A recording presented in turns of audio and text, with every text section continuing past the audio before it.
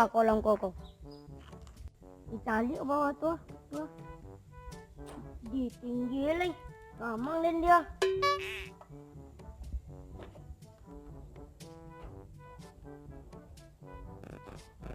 Dia dah kejatuh yang tu.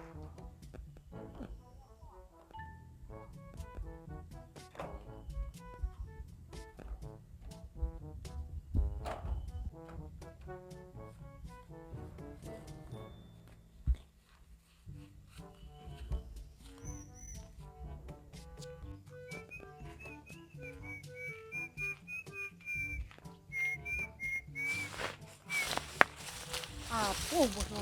Kolam tak lauk ni bos suruh bongkar. Ni ada yang cak tak dua lu. Kabut lapuk lah ikut setek lu nampak di bos tu.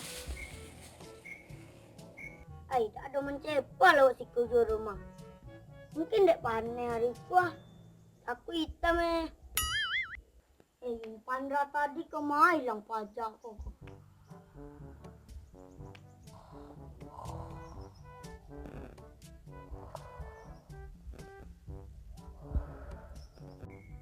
Cuma pajak dia tak ada nampak mendapat pada kesedaran ini.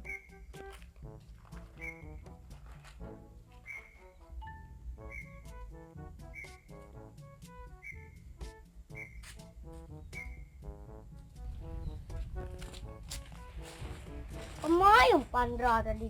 Kemana hilang pajak kok?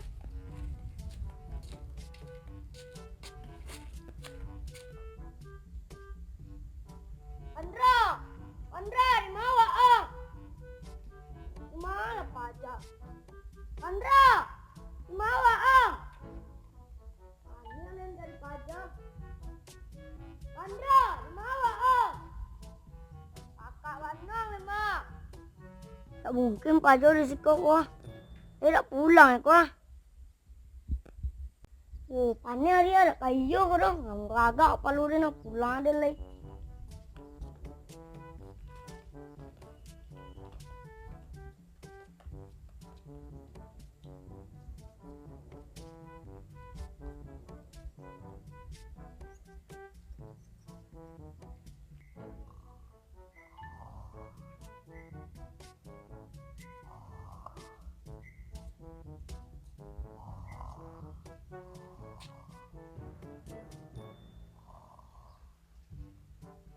Ini orang berkaru mah. Gimana kok? Ikulah pajol laloi koyo. Nak kadung cik lu.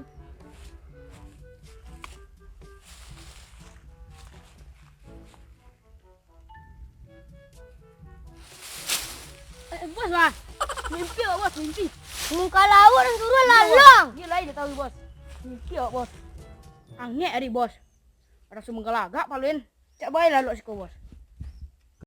Yang kerajo dan suruh Allah kok sudah kerajo lalu ang. Belum ya bos. Pulang, uangnya lima. Minum kopi di rumah. Atas dulu bos.